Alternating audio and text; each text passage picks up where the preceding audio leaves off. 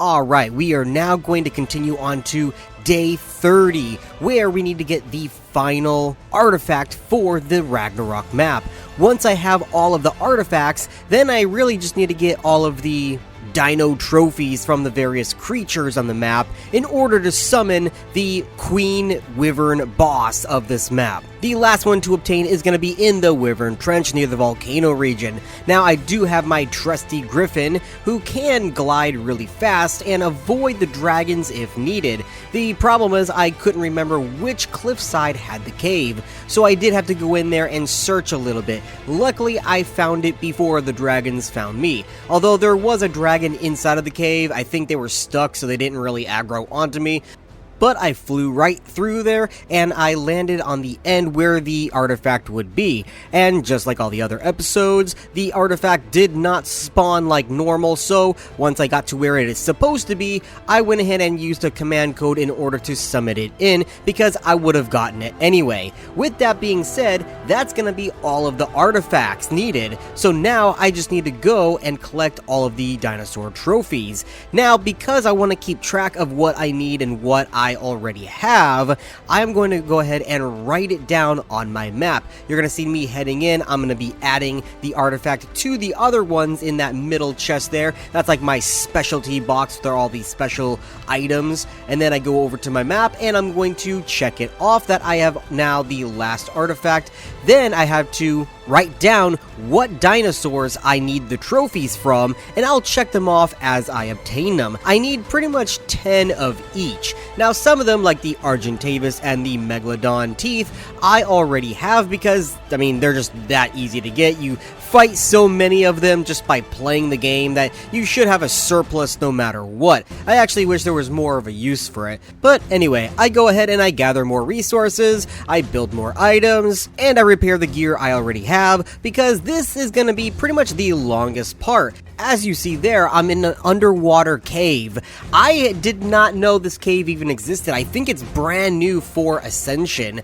I find this plant here that gives you organic polymer, and what's even cooler is that inside of this cave is where you can find some Carcino spawns. There's one right there, as you see, and it tries to come after me. They cannot swim, so don't really worry about them if you're, not up to taking them on. If you're in the water, they'll try chasing you, but they just kind of sink down to the bottom and they, again, can't swim. They can try jumping at you, but it ain't gonna do much. But it is nice to know that they are there in case you do want to tame one. Getting them up to the surface is gonna be a bit of a challenge though. But I did find this cave while I was trying to find some Tusoteuthis, as well as I think they're called Basiliosaurs. I always call them Baliosaurs, but they're Basiliosaurs. Regardless, I didn't really find many of them, so after I was done with my water exploration, I hopped on my dragon to start looking for some Spinosauruses. Spinosaurs and the Basiliosaurs are gonna be the hardest ones because for some reason they just refuse to spawn on Ragnarok.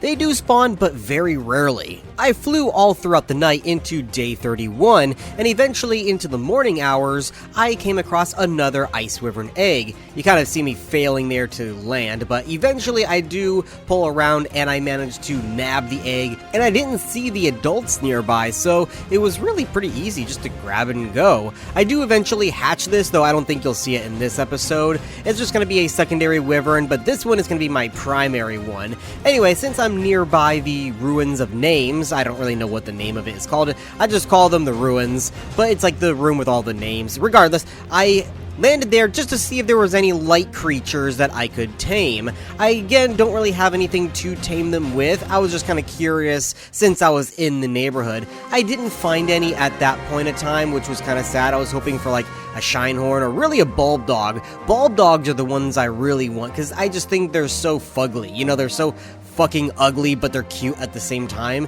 Now it was time to head into the desert, but I followed along the river. The river is gonna be where the Spinosaurs spawn, so that's where I'm gonna stay most of the time. However, after getting to the very end of the river and not seeing any, I go ahead and I turn into the desert proper, because at least there's other creatures there that I could kill for their trophies, such as Thylakios and Titanoboas. But there's something else that I find here that I did not realize would spawn, and that is going to be the Skyshroud Drakara.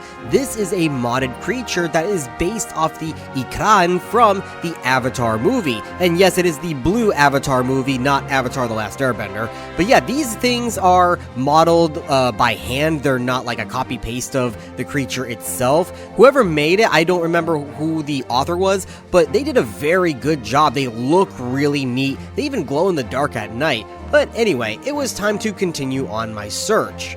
I head over to the swamp area next, where I need to kill some Dinosuchus as well as Sarcosuchus for the skins. I need 10 total. Now luckily I already had some of them because I've already been killing them prior to this, but because these guys are in abundance, it doesn't take long at all to get the last few that I need.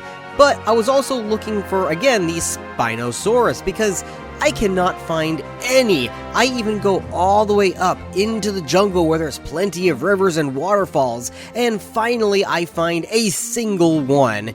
It's not much, but it's a start. At least I can find one to get started with. So I go ahead and I take it out with my dragon, and eventually I do find like 1 or 2 more in this same spot. So this spot is going to be where I'm going to have to keep searching for every couple of days or so to see if another one spawns. And right there you see me jumping into the water because when I killed the Spino, its bag was still in the water, so I had to go in after that. But there's the map. I go ahead and I cross off the Sarcosuchus because I have now completed that, but I still have many more to do.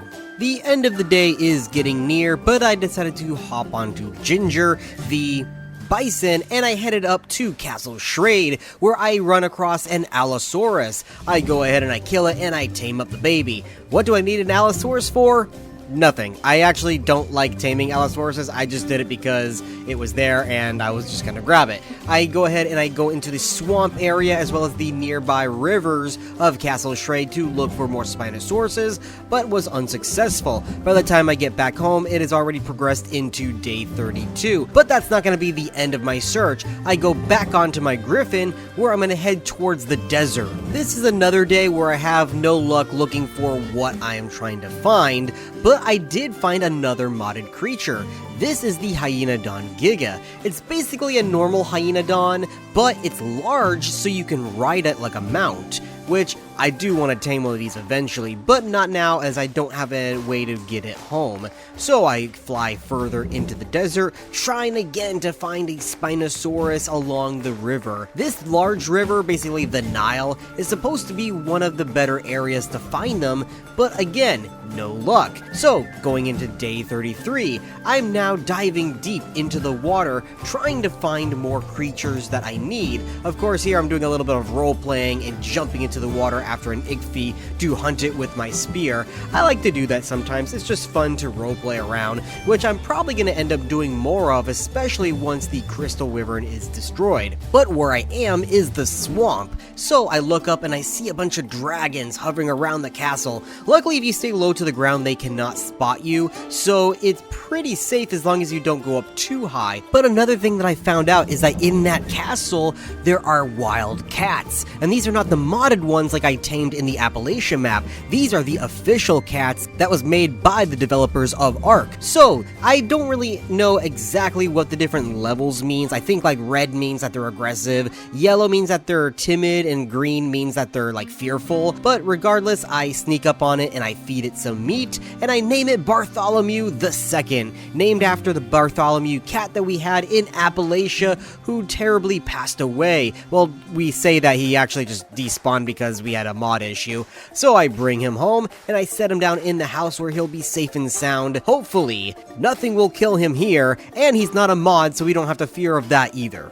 I'm also just noticing now that none of my Jerboas are wearing hats, and that's a sin. I need to put a hat on all of my Jerboas. I do like that you could pet the cat though, it is kind of cute.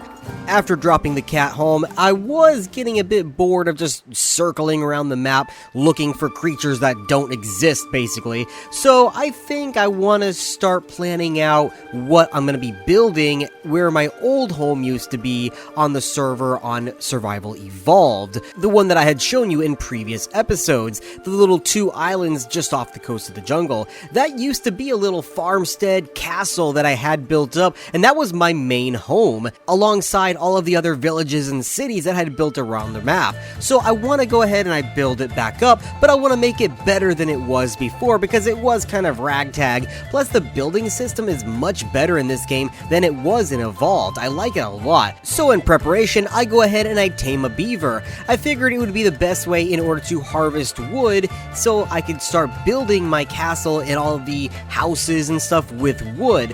Though I do plan on getting another creature that is better. So even though I have this beaver, which I named Chuck, and I'm gonna go ahead and bring him over on boat to the island, I end up not really using him, especially not right now because I was just kind of in the planning stages. You'll see the building of it, or at least the start of it, in the next episode. So once I go ahead and I drop off Chuck, I head on back to my base because I want to do something that I've been planning on for a while, and that is taming some sheep, because sheep will offer mutton as well as wool. I want to breed them and basically make a farm on the current island that I live in. Oh, by the way, I found this mirror in a loot crate, so I set it up, and it's actually kind of disorientating. You know, you walk up and then it turns on and it's basically just a camera. That's all it is, so it shows you your character, but like from a different angle.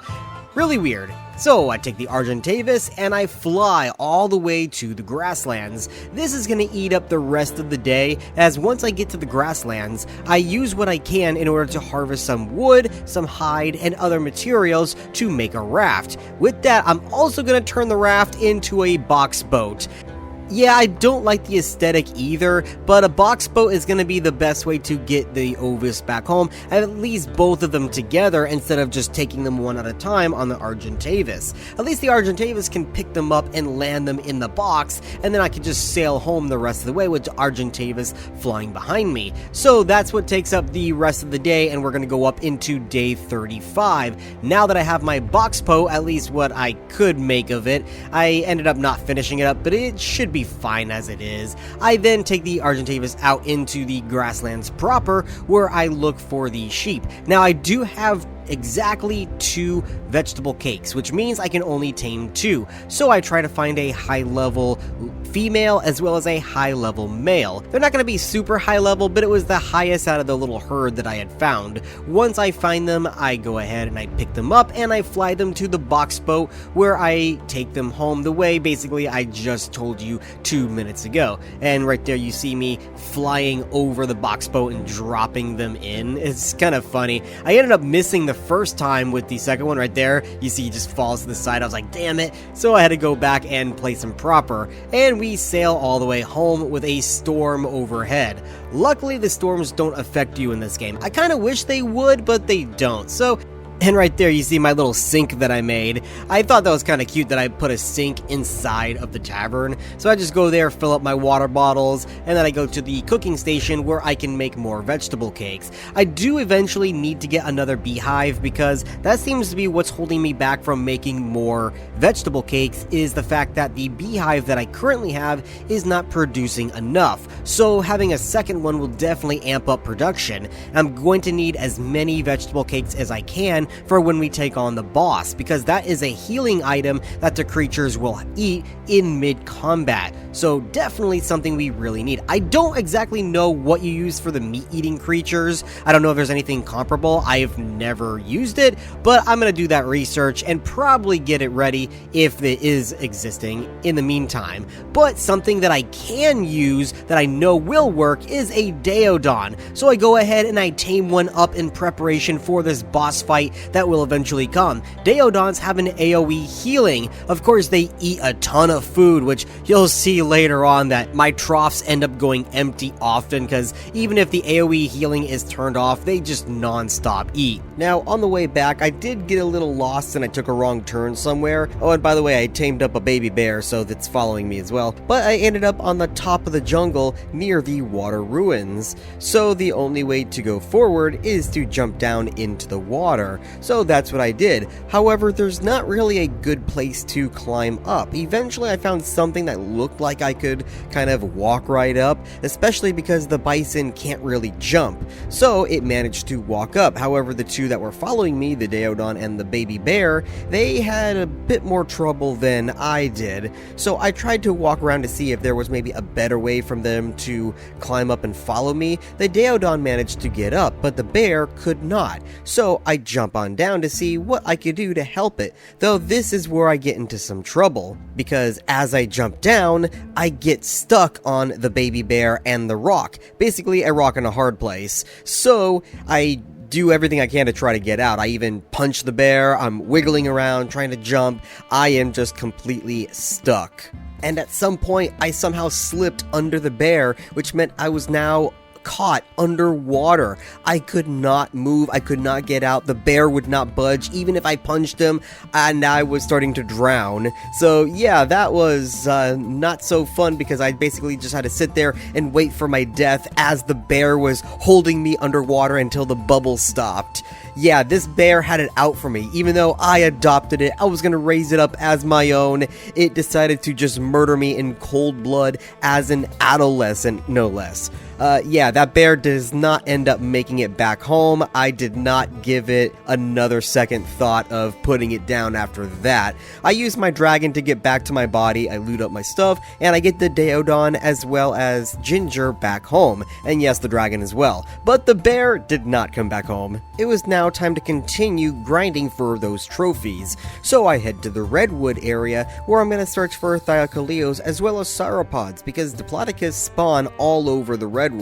Now, I did have trouble finding Thylacoleos, because even though they spawn in this biome, I did not find any at all. And by the way, I have a grudge against bears now, so I've been killing them. And these damn freaking ants, they just fly all over the place. But something new that you have not seen yet is a brand new modded creature. I think it's called the Brute Pithecus, but you'll see that in a second here. I'm killing a Diplodocus for the spine, or whatever it is, because you need the vertebrae or spine in order to summon the boss. Luckily, this one got stuck on a rock, so it was pretty easy to take out. Normally, they're kind of a pain in the ass, especially if you're by yourself. I do find another one shortly after, and I take the spine off of that one as well. So yeah, like I said, Diplodocus are all over the place. But now for the Brute Pithecus. It's basically a mod, I don't remember exactly what the name of it was, but it adds in boss creatures as normal creatures. And the best part about this is, not only are they tameable, but the Brute Pithecus, which is basically the Mega Pithecus, has no scarred face. It's basically just a normal, well, relatively normal, big monkey. Now, the only way to tame the Brute Pithecus is to tame the baby, which is what I do anyway. So I go ahead and I kill the parent and I tame up the baby, and it's got a decent level on it. I can tell that this is going to be a heavy puncher once it's all grown up. Now, I do have to bring it somewhere safe because I don't want it to die suddenly, because again, there's a lot of things in the redwoods that could easily kill this little baby, such as terror birds. But something that I've noticed is that when you're walking with a creature like it's tailing behind you, they don't want to jump off of a cliff. They rarely do. If I jump off a cliff, it will try to find the nearest ramp instead to go down. So I'm having to walk with it rather than fly and try to look for a ramp to walk down so I don't have to lose the baby while it's trying to, redirect its way around to me. I'm heading to the shoreline because I know the beach is at least safer, and I'm using the red obelisk as a beacon in order to find my way there. Of course, as I get to the beach is when the Brute Pithecus grows all up. Again, that's a little bit of a rate that I've turned up just because it's easier for a solo player to not have to wait 5,000 hours for something to happen. So I grab up some berries, I feed it, and then I got on my griffin to head to a different area because again, I didn't find any Thylacoleos in the redwood, which is weird because that's usually where they spawn. Now this area, I don't really have a name for this area. It's basically just some desert islands off the coast of the Dragon Trench. Now, this area basically acts like a pseudo-desert, but that has some other creatures involved in it as well. And the Thylacoleos can also spawn here, which I do find plenty of. Now I just need to gather them all up, and luckily I think they spawn like 2 claws at a time, so that means I only have to kill 5 Thylacoleos in order to get all 10 claws. And yes, the babies can drop them, so if I find a parent with a baby, that's double the amount of claws I get, so it didn't take that long to get all of the required items that I needed. This took me roughly about 10 minutes, because again, there was a lot of them in this area. Once I collected all 10, I headed back and made another raft in order to bring the Brute Pithecus. Now, I didn't make a box boat like I normally would in order to bring them home safely. I said if this one falls off, it's gonna fall off, but I doubt it because its stance is pretty wide, and it actually held on to the raft pretty well. I didn't have to worry about it falling off. I didn't see it jittering around or sliding all over the place, so coming home was fairly easy. Of course, it had to sit there until I could make it a saddle. Luckily, the saddle is not that high of a level to make, and you can make it in the smithy. It does require a lot of metal in order to make because it's a very cool looking saddle that basically adds armor to the creature. Check it out. As I equipped him right there, I'm gonna go ahead and mount up, and look at that. Just spiked metal armor with like mammoth tusks on the saddle, and it is a heavy puncher. You'll see it later as I go to use it, but for now, I let it sit in order to get some passive levels, which I'm going to be putting into its HP as well as its melee. Now then, while I wait for the rest of the day to wrap up, I head over to the canyon looking for more Spinosauruses, and again, they are a no-show. Just for some reason, Spinosauruses and Basilosaurus just refuse to spawn. I've been looking all over the major areas of where they should be without anything at all. But something that I do end up finding is another modded creature. Now, this is from a type of Aquatica-esque mod. I don't remember exactly what it was called. I'm going to try to have all of those listed in the description below. You know that? I'm going to try to do that for you guys. But it was a hammerhead shark that basically glows from its fins. It was pretty cool. And also this really cool sunset here that I kind of recorded while swimming on the Sarcosuchus. But again, my luck did not turn out great, so into day 38, now that I've gotten a couple of passive levels, it was time to take out the Brute Pithecus, which I just named Brutus. I take out Brutus, and I kill some smaller creatures like that trike there, which I completely one-punch kill, and I head toward the desert. Now, the reason I'm heading toward the desert is because I need a mantis. Mantis are pretty much one of, if not the best gathering creatures because they are so well-rounded and they're very efficient. I even see this guy here. I don't really know how to pronounce it. It's another modded creature, a Dzungariotherium, I think it is.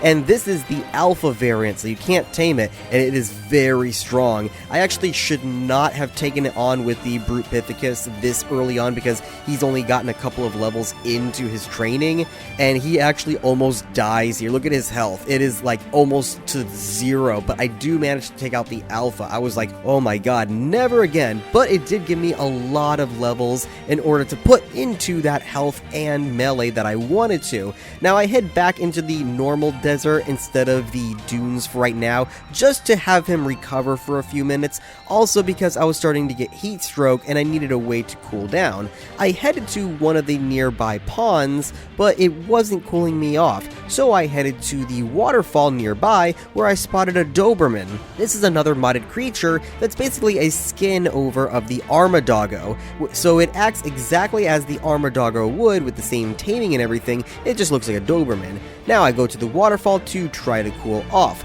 It does end up cooling me off, which helps, but unfortunately I hear something behind me, something that I don't like. As I turn around, I see a golem emerge and attack Brutus. I was like, oh no, he's still low health, we gotta get the hell out of here. So I quickly hop on Brutus. I gave it a punch or two just to see what would happen, but yeah, that was not going to, no, we're gonna run. So we run away from the golem and try to find somewhere else to rest, but the heat stroke was getting worse. Luckily, there was a way up into the mountains from that area that I was in, so I headed up until the air became much cooler and I was able to recover from the heat stroke. Once I did and Brutus healed up a little bit more, we headed back down into the dunes. Now, what I want to do is, first of all, I'm going to tame this Hyaenodon gigas here because I just think it looks cool. And I'm naked because I was trying to stave off some of the heat by taking off my armor. It did not work. It's way too hot out here. I need desert clothes, but I'm going to have to get it later. Luckily, these guys tame up the exact same way as the Hyaenodon do, but it's a little bit easier, really, because it did not once run away from me, and I don't have any ghillie suits on. So I tame up the Hyaenodon, I take him over to the beach where I think it's going to be a little bit safer for him to sit tight for a little bit, and I head back out to look for the deathworms. Now you need deathworm horns in order to tame up the mantis. So you see one right there trailing up to me. Brutus takes him out in just a couple of punches. This dude again is a heavy hitter. I'm actually surprised he didn't take out that golem in a couple of hits, but the deathworm, he went out without a fight. I was like, oh wow, that was actually pretty good. I do find an oasis that I'm able to cool myself off in, because you see I have the yellow level of not dehydration, it's the overheat debuff. So I sat there pretty much all night just taking in the coolness of the water and the air. I'm actually surprised that you don't get a cold debuff when you're in the desert. That's why I was traveling at night, because I figured it would be cooler. It is cooler to a degree, but it's still hot enough that your debuff will progress. Now that I have a couple of deathworm horns, I head over to the mantis. Now this is something that I get wrong. It has been years since I've tamed my last mantis because I haven't really, needed one since then. And also the maps of Ascension have not really featured mantis except for Scorched Earth. So I thought you had to trank them and then feed them to deathworm horn. And then I remembered, oh no, wait, it's a passive tame. Crap. So I'm gonna have to go back home, get my ghillie suit, and I'm gonna have to get some insect repellent in order to tame the mantis. So it takes up pretty much the rest of the day, and I head back to my base where I collect the items required, such as the ghillie suit. I also get the insect repellent. I also have some desert clothes that I find in my box, as well as an additional deathworm horn, so that's 3 mantis I can tame. So it's gonna be a lot easier the next time around. But before I head back to the swamp, where I see something that I wish I had not seen. Yeah, I don't really like these big bug dudes. I actually don't know how to pronounce their names, but I don't want to get anywhere near that guy. But the reason why I'm here is because I am still lacking Titanoboa venom. The venom seems to be a rare drop chance. It doesn't always drop from the Titanoboas. So I spend pretty much most of the day out here killing as many as I can and looting what I find. It takes quite a long time, but eventually I do get all of the venom, so that's going to be another one off of my list that I can cross out. For the rest of the day, I head back out into the ocean, where I again try to look for the Basilosaurs, and I am not successful this time around, though I do find one of those hammerhead dudes that we saw earlier. This time I got a good look at it, and I was able to trank tame it, so that was pretty easy. I thought you had to do like some special thing that all these new creatures have in order to tame it. No, you just normally trank tame it. The difference is I was a little bit deep into the water, so I had to use my mount in order to get up and down quickly before I ran out of oxygen. But once it tamed up, I led it back home. I don't have a name for it just yet, but it's actually pretty cool. It's not as fast as the Dinosuchus, but it doesn't lose speed when you go up or down. Anyway, once I dropped it back off, I took my Argentavis back to the waterfall cave, where the metal has now respawned, so I'm able to finally restock on metal because I was getting low. I wasn't able to make the saddle for the hammerhead until after this resource run. Once I did that, I went ahead and I saddled him up, and I took him out for a test drive where I was able to see his special ability, which is to locate resources sources underwater, mainly oil and ore, so metal and oil basically, and it was actually pretty cool. It shows up with a little icon so you can clearly see where it is. I do find another creature from the mod. I was not able to see its name, but it's a new type of whale, which is great because we need more types of whales in this game. It's a smaller whale, pretty much like a dolphin or like a killer whale size. I kill it to see if maybe it would give a basiliosaur a blubber, because sometimes creatures that are like the ones that they are based off of will give the same items. Unfortunately, that didn't seem to be the case with this whale. So now it was time to head back out into the desert for day 40. Day 40 is going to be the final day of this episode, and it's going to be a taming day. So I head back out with the ghillie suit and I tame up 3 mantises because I had 3 deathworm horns. So that was pretty good. They all ended up being male. I was kind of hoping for at least 1 female to see if I could breed them. I don't actually know if mantises can breed. I've never tried it. But while I was out here, I was looking for that Doberman, and I also see the Skyshroud Drakaras that we saw earlier in this episode.